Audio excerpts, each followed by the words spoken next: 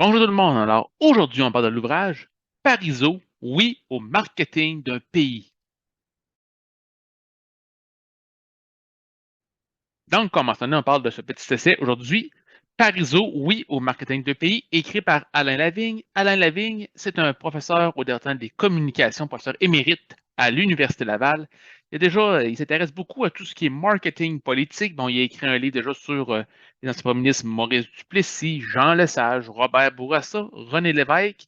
Et dans le volume ici présent, on parle de Jacques Parizeau.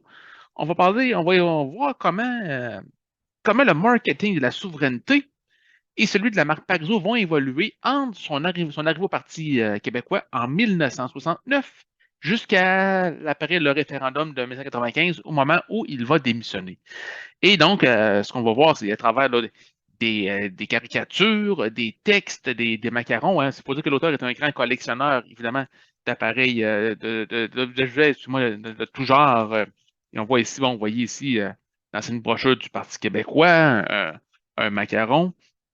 Et juste vous montrer aussi un petit peu, peut-être, un petit document que je peux vous montrer rapido sur notre ami Jacques Parizeau. Vous voyez on vous montre ici un petit peu, à ce moment-là, le disque que le Parti québécois avait sorti, un verre pour boire dedans, même le fameux passeport qu'on avait sorti lors du référendum de 1980 pour montrer que oui, le Québec, c'est impossible. Donc, l'auteur revient sur tout, évidemment, de la campagne. M. Parizeau, c'était pas toujours quelqu'un qui était très facile hein, pour les gens du marketing. Des fois, il y avait des opinions assez tranchées, entre autres pour le vêtement. Hein, celui qu'on appelait Monsieur aimait bien s'habiller en costume cravate.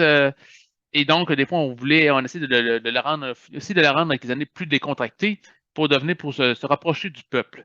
Et c'était pas toujours chose évident, avec des fois avec M. Parizeau, et aussi, hein, tout le monde se souvient de sa déclaration choc après le référendum 95. Hein, ben, évidemment qu'on mentionne que c'était pas du tout le texte qui était indiqué sur sa feuille, hein, que les stratèges avaient indiqué qu'il devait lire.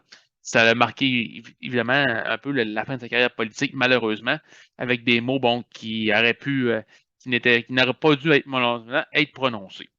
Donc, si vous vous intéressez évidemment à l'histoire politique, à l'histoire du Québec assez récente fin des années 60 jusqu'au milieu des années 90, c'est évidemment un volume que je vous intéresse. Et comme je vous dis, si vous aimez le volume ici sur Jacques Parizeau, vous pourrez donc retourner lire la bibliothèque parce que tous les ouvrages écrits par M. Lavigne, comme je disais, sur les autres anciens premiers ministres du Québec et le marketing en politique. Sur ce, je vous souhaite une très belle lecture et une bonne semaine.